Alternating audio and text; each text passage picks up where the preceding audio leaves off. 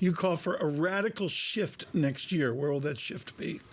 Yeah, so I think the shift is in the bonds. So this year has been historically difficult, to state the obvious, but yield matters and starting place matters. And so if you think about just the BOJ yesterday, right, we've moved from this zero to negative interest rate policy to pretty sizably positive territory for yields.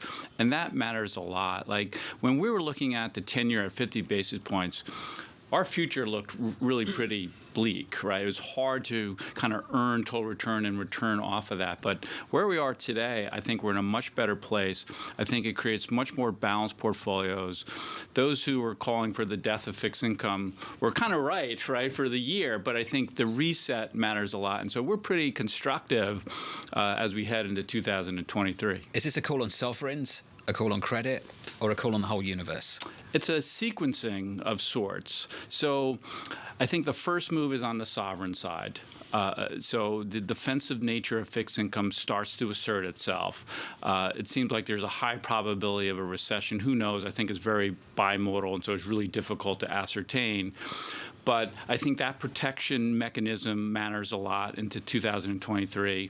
And then I think you roll into credit and other things. So I think it's a sequencing aspect of fixed income that provides different flavors of protection at different times throughout the course of the year. Does that sequencing rely on inflation disinflating? If there's this sort of gradual and linear path to a lower level for inflation, does it have to really happen that way to make what you're saying come true?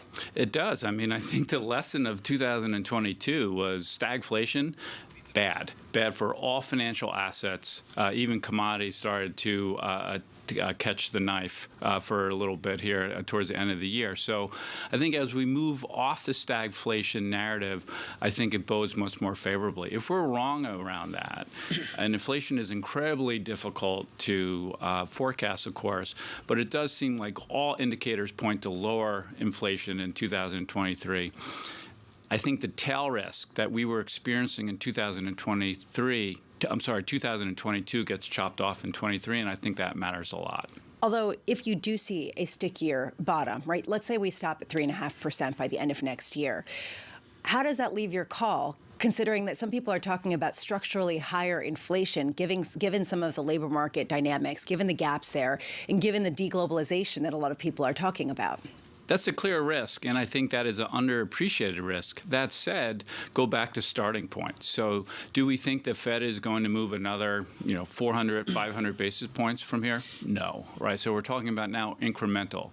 I do think the markets are wrong in terms of the pricing, where the markets are pushing back on the Fed staying higher for longer, and I don't know if I buy into that myself. I think we are in this higher Fed rate regime, but that in and of itself isn't a bad thing for fixed income assets, where it's about roll and carry and yield and income. And so I think it bodes quite favorably.